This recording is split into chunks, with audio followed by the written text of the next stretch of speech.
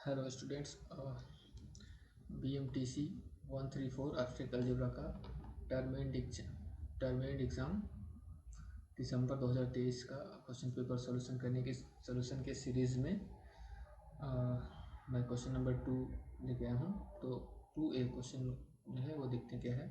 Late A be 4x3 real matrix, B be a 3x5 real matrix and C be a 4x5 real matrix. Which of the following operations are defined.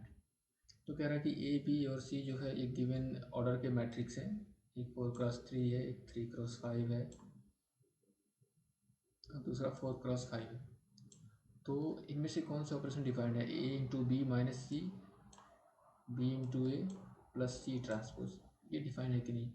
Are those operations that are defined what is the order of resulting matrix. मतलब इनमें से जो operation 1 और 2 में से defined है उनके लिए फिर उस मैट्रिक्स का रिजल्टिंग जो मैट्रिक्स होगा उसका ऑर्डर भी हमें बताना है। तो ठीक है, देखते हैं। अब पहले हम देखते हैं लेट ए आई जे एक मैट्रिक्स है belong to M4x3 R over R। So ये जो मैट्रिक्स है उसका ऑर्डर है 4x3 जो कि हमें यहाँ दिया हुआ है। ठीक है। बी एक मैट्रिक्स है जिसका ऑर्डर है 3x5। ठीक है, ये हमें यहाँ दिया हुआ है। देन क्या होगा? ए इंटू बी, ए इंटू बी तभी डिफाइन होगा जब ए का नंबर ऑफ रो, ठीक है, सॉरी, ए का नंबर ऑफ कॉलम्स जो होंगे बी के नंबर ऑफ रो के बराबर होगा। ठीक है, तो यहाँ पे हम देखते हैं ए का रो इंटू कॉलम जो होता है, सो ए के लिए 4x3 है। ठीक है, ये रो है।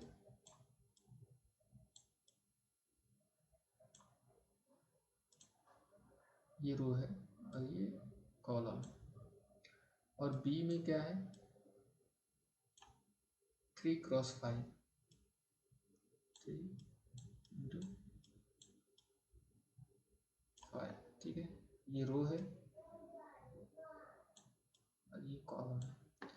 तो जो ए के कॉलम है वो बी के रो के बराबर होना चाहिए और वो है। सो क्या होगा? ए इंटू बी डिफाइन होगा और उसका ऑर्डर जो होगा 4x3 into 3x5। So order होगा 4x5 जो 3 को छोड़ के। ठीक है, इसको और बेहतर तरीके से हम समझेंगे आगे।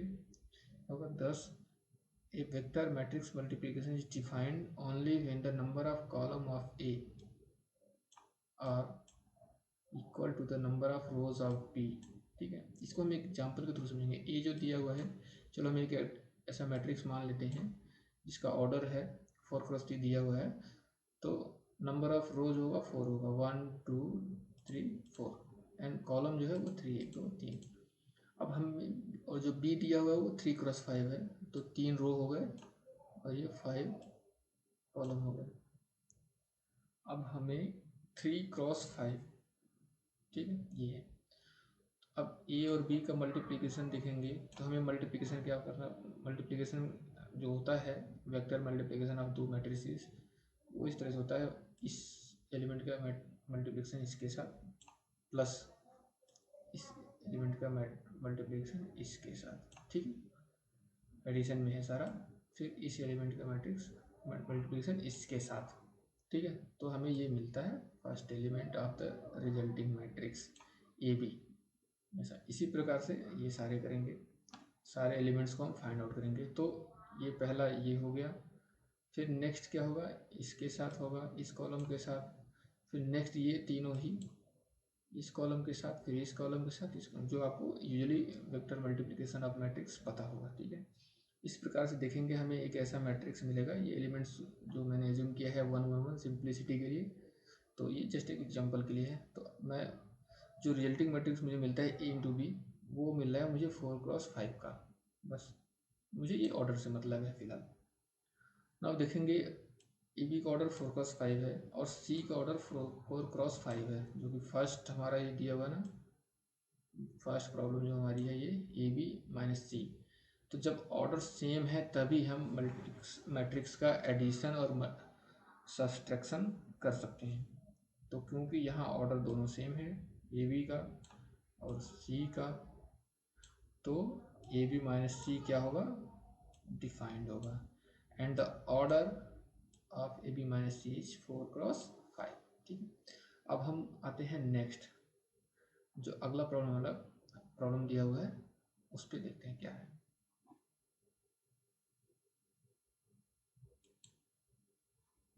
ठीक है, क्या है, अब इसमें order of B is 3x5। Okay, तो नंबर ऑफ कॉलम कितने हो गए, 5। ठीक है, ये रो इंटू कॉलम होता है, तो कॉलम 5 हो गए। और ऑर्डर ऑफ बी जो है 4x3, तो इसमें नंबर ऑफ रो कितने हो गए, 4।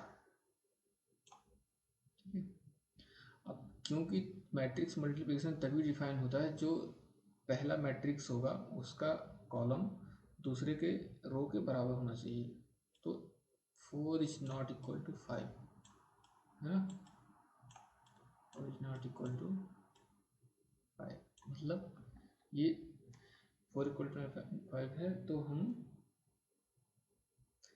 ये फाइंड आउट करते हैं, since the number of columns of B are not equal to the number of rows of B, the multiplication B A is not defined. ठीक है, सो जब बी ए का मल्टीप्लिकेशन ही डिफाइंड नहीं हुआ तो बी ए प्लस उसके साथ कोई और ऑपरेशन हम नहीं कर पाएंगे। So since B A is not defined, C is also not defined. तो इस तरह से एक प्रॉब्लम हमारा सॉल्व होगा। ठीक है, हम आते हैं, अब आते हैं नेक्स्ट क्वेश्चन पे। To be, let alpha is 145, beta is 1243, belong to S5। ये क्या एक परम्यूटेशन ग्रुप है। ठीक है, अभी compute sigma equal to alpha beta inverse where sigma as a product of transpositions, right sigma as a product of transposition, what is the signature of sigma. तो इसमें एक साथ 3 क्वेश्चन बेसिकली आ जाएंगे, तो let us try to solve it.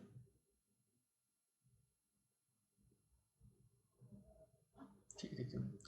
अब पहले क्या करना, write alpha and beta in 2 line format. Single line format भी हम ऑपरेशन कर सकते हैं, लेकिन 2 लाइन फॉर्मेट में ऑपरेशन इजी होता है, आसानी से समझ में आता है। तो 145 अल्फा इक्वल टू 145, इसको 2 लाइन फॉर्मेट में लिखते हैं क्योंकि ये S5 के एलिमेंट्स हैं, S5 यहाँ दिया हुआ है।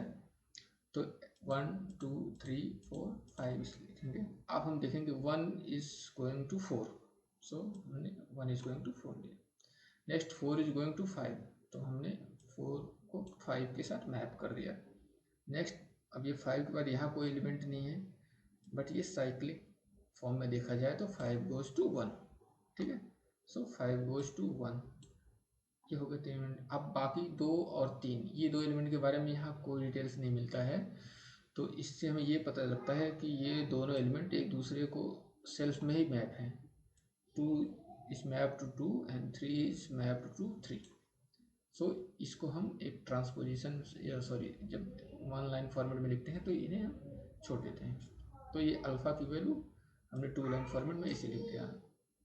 ठीक है, नाउ बीटा इज 1 2 4 3, इसको भी सेम इसी प्रकार 1 2 3 4 5, और 1 goes to 2, 2 goes to 4, 4 goes to 3, so 1 goes to 2, 2 goes to 4, 4 goes to 3, and 3 goes to further 1, 3 goes to further 1, and then 5 is remaining, so 5 goes to 5। तो इस तरह से हमने बीटा को भी 2 लाइन फॉर्मेट में लिख दिया। अब हमें क्वेश्चन में कहा है, इसने पूछा है कि sigma equal to alpha beta inverse, तो मेरे पास अल्फा तो मिल गया, अल्फा है मेरे पास, बीटा है, बीटा इनवर्स नहीं है। अब मुझे क्या करना है, बीटा इनवर्स निकालना है। तो बीटा इनवर्स को मैंने एज्यूम कर लिया कि 1 2 3 4 5 ये तो सेम ही रहने वाला है। मैंने एज्यूम कर लिया कि ये ABCDE को मैप करता है। ठीक है, then we know that identity permutation in S5 is 1 2 3 4 5 to 1 2 3 4 5, इसे I से डिनोट कर लेते हैं। तो आइडेंटिटी परम्यूटेशन क्या है कि एवरी एलिमेंट को उसके साथ ही मैप कर दिया जाता है। ठीक है, तो ये देन क्या होगा कि अगर ये आई एक आइडेंटिटी एलिमेंट है और बीटा कुछ एलिमेंट है, देन क्या हम जानते हैं कि beta beta inverse equal to identity, क्योंकि ये एक S5 एक ग्रुप है, ठीक है। तो S5 ग्रुप है तो हर एलिमेंट का एक इनवर्स एग्जिस्ट करता है, इनवर्स है, और वो दोनों का मल्टीप्लिकेशन जो होगा वो आइडेंटिटी एलिमेंट के बराबर होगा, ठीक है। तो इससे हमने क्या लिखा है, फिर यहाँ पे हमने लिखा beta inverse composition alpha, sorry beta, ठीक है, यहाँ लिख दिया हमने। अब इनका कंपोजिशन लिखेंगे तो पहले क्या करेंगे, नहीं इसको इक्वेट कर दिया हमने ये आइडेंटिटी मैट्रिक्स के, ठीक है। अब ये तो खैर आइडेंटिटी मैट्रिक्स ये अब ये बीटा इनवर्स और बीटा है, इसका मल्टीप्लिकेशन मतलब कैसे लिखते हैं, 1 2 3 4 5 को हम ऐसे ही लिख लेंगे। अब देखेंगे 1 गोज टू 2 यहाँ जाता है, और यहाँ क्या आता है 2 गोज टू बी, सो हमने लिख लिया 1 गोज टू बी, हो गया। Next 2 goes to 4, 4 goes to D, then हमने क्या लिख लिया 2 goes to D, 3 goes to 1 and 1 goes to A, that means 3 goes to A। ये आप समझ में आ जाएगा, आप दोबारा एक बार बुक में पढ़ सकते हैं तो आपको आसानी से ऐसी समझ में आ जाएगी।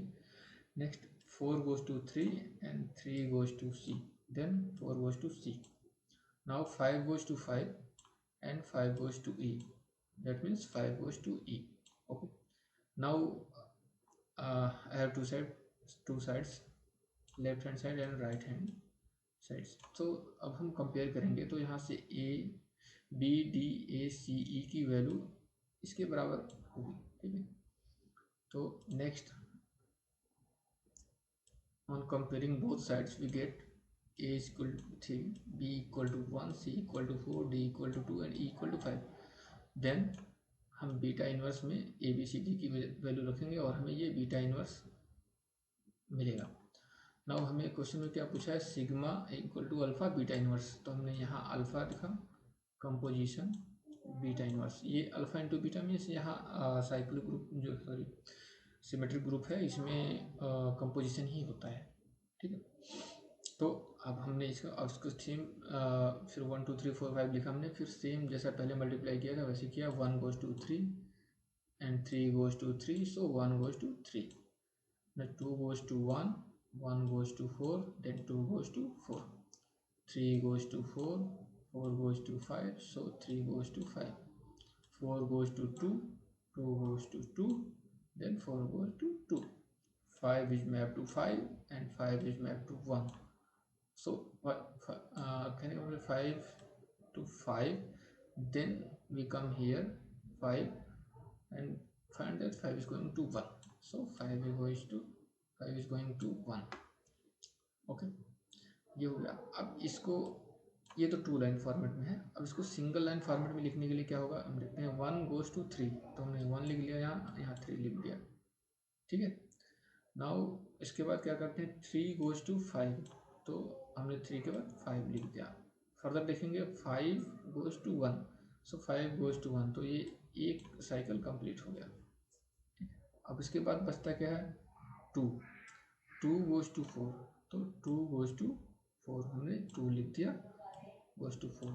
फर्दर देखेंगे 4 goes to 2, तो यहाँ 4 goes to 2 वापस साइक्लिक में आ जाएगा, तो ये हमारा वन लाइन फॉर्मेट में सिग्मा लिख दिया हमने, ठीक है। Now the product of transposition में लिखना है इसको, तो 1 5 एंड 1 3 ये इसके ट्रांसपोजिशन होंगे और ये इनका प्रोडक्ट होगा, and 2 4, so sigma is defined in this way as a product of transposition, ये हमें आंसर मिल गया। नाउ अब क्या है signature of sigma, signature of sigma जो होगा वो हम ऐसे लिखेंगे, F5 minus F4 by 5 minus 4, F5 minus F3 by 5 minus 3, F5 minus F2 by 5 minus 2 and so on, ऐसे लिखेंगे। अब ये F5 के लिए हमने लिख दिया, फिर उसके बाद F4 minus 3, F4 minus 2, F4 minus 1 and F3 minus 2, F3 minus 1, then F2 minus 1 divided by just जो हम यहाँ पे नंबर लिखते हैं 4 2 3, तो 4 minus 3, 4 2, 4 minus 2, 4 1, 4 minus 1 and so on. तो अब ये लिखने के बाद ये बेसिकली सिग्नेचर का फॉर्मूला ही है, ठीक है। अब इस फॉर्मूले में अब हम देखेंगे F5 का मतलब होगा ये जो सिग्मा है हमारा, इसको टू लाइन फॉर्मेट देखेंगे तो F5 किसको मैप करता है, F5 जो मैप करता है 1 को, ठीक है। तो F5 की जगह लिखेंगे हम 1, ठीक है। और F4 देखेंगे तो F4 इसमें मैप करता है 2 को, तो F4 की जगह लिखेंगे हम यहाँ 2, ठीक है। और नीचे 5 - 4 = 1। तो अब मैं सारे तो नहीं बताऊंगा आपको ऐसा करके, ये 1 - 2/1 इस तरह से ये सबकी जो मैपिंग है F5 2 3 4 जो भी है इनकी मैपिंग लिखेंगे और ये इसको हम सॉल्व करेंगे। तो इस तरह से सॉल्व करने के बाद हमें मिलता है -1। तो इसे हम कहते हैं कि सिग्नेचर ऑफ सिग्मा इज -1, ठीक है। फिर नेक्स्ट क्वेश्चन पे आते हैं। नेक्स्ट क्वेश्चन 2D है, लेट R इज Z18, ठीक है। Z18 के बराबर R एक रिंग है कुछ मतलब, तो give the justification, give with justification a nilpotent element, ठीक है। एक क्वेश्चन हो गया इन R एक रिंग होगी। Give with justification a zero divisor which is not a nilpotent, ठीक है, ये भी देखेंगे। Now what is the order of UR? UR means the group of nilpotent elements in group of units in R, the set of units basically, ठीक है, the set of unit elements in R। तो देखते हैं, पहला है नील potent element. पहले हम जान लेते हैं नील पोटेंट एलिमेंट होता क्या है। An element A of a ring R is called nilpotent if there exist a positive integer n such that a to the power n is 0। मतलब अगर Z18 एक सेट है और इसके एलिमेंट 0 1 2 3 से लेकर 17 तक है जो आपको पता है, तो इसमें एक ऐसा एलिमेंट जिसके ऊपर एक n ऐसा पावर 1 2 3 4 5 समथिंग जो भी बिलोंग टू नेचुरल नंबर हो वो रखा जाए और मॉड्यूलो 18 लिया जाए तो उसकी वैल्यू 0 आनी चाहिए। तो ऐसा एलिमेंट क्या होगा, एक हम देखते हैं। ये आपको 0 1 2 3 4 सारे चेक करने पड़ेंगे। मैंने चेक किया हुआ है तो मैंने पाया 6। अभी 6 बिलोंग्स टू Z18, ठीक है। और देखते हैं 6 क्यूब क्या होगा, 216, और 216 मॉड्यूलो 18 करेंगे तो हमारा 0 आएगा। तो क्या होगा, हमें ये मिलता है कि a to the power n is 0 means 6 to the power 3 is 0। तो क्या होगा, 6 जो है नील पोटेंट एलिमेंट होगा इन Z18। अब 6 स्क्वायर को भी देखेंगे तो 6 square equal to 6 to the power 2 is 36, है ना, 36, वो भी 18 मॉडलों में 0 होगा। 18 दूना 36, तो 0 रिमाइंडर होगा। तो देखेंगे कि 6 जो है हमारा 6 square 6 to the power 3 6 to the power 2 दोनों ही 0 रिमाइंडर देता है मॉड्यूलो 18 के साथ। तो जो 6 हमारा एक नील पोटेंट एलिमेंट है। नेक्स्ट क्वेश्चन क्या है, इन जीरो डिवाइजर। सो अब जीरो डिवाइजर होता क्या है, a non zero element R belongs to R, मतलब रिंग R में कोई ऐसा R एक एलिमेंट है, इस कॉल्ड ए जीरो डिवाइजर, जिसको हम जीरो डिवाइजर कह सकते हैं if R in R if there exists an non-zero element B belongs to R such that RB is 0, B will be a zero divisor too। तो अब कोई element अगर R जो रिंग R में belong करता है, तो अगर एक और एलिमेंट B जो उसी रिंग को बिलोंग करे और वो ऐसा हो कि R और B का मल्टीप्लिकेशन 0 हो जाए, तब हम कहेंगे R और B को जीरो डिवाइजर, ठीक है। तो अब Z18 में हमारे पास दो एलिमेंट है 4 और 9, इनको हम मल्टीप्लाई करते हैं तो होता है हमारे पास 36, मॉडुलो 18 करेंगे तो वो 0 आएगा। तो इससे हम कह सकते हैं 4 is a zero divisor in Z18 but not a nilpotent element, क्योंकि नील पोटेंट एलिमेंट जब हम इस तरीके से निकालेंगे तो ऐसा कोई n नहीं मिलेगा जिससे कि 4 to the power n modulo 18 हमारे पास 0 आए। ठीक है, तो ये निलपोटेंट नहीं है 4, बट 4 जो है एक जीरो डिवाइजर है। अब लास्ट आते हैं, अपनी प्रॉब्लम थी कि ऑर्डर ऑफ यू आर।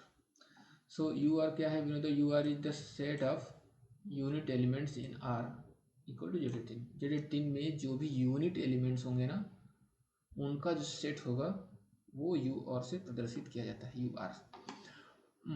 अब जो है इसके सेट होंगे, सॉरी इसके जो अब यूनिट एलिमेंट क्या होगा पहले ये जान लें। अब कोई भी दो ऐसे एलिमेंट्स किसी रिंग में जिनका मल्टीप्लिकेशन जो है वो यूनिट हो। ठीक है, हमारे पास अब Z18 में एक एलिमेंट है 5, एक 11। 5 और 11 का मल्टीप्लिकेशन 55, इनको मॉडुलो 8 करेंगे तो 18 या 54, रिमाइंडर 1 होगा, जो कि एक यूनिट है इन रिंग, है ना। इतना तो आपको समझ आया होगा, तो ठीक है। So 11 and 5 are the unit elements in U R, और इनका जो सेट होगा वो यू आर होगा। बस दैट्स इट। ओके, फिर नेक्स्ट क्वेश्चन लेके मैं आऊँगा, तब तक के लिए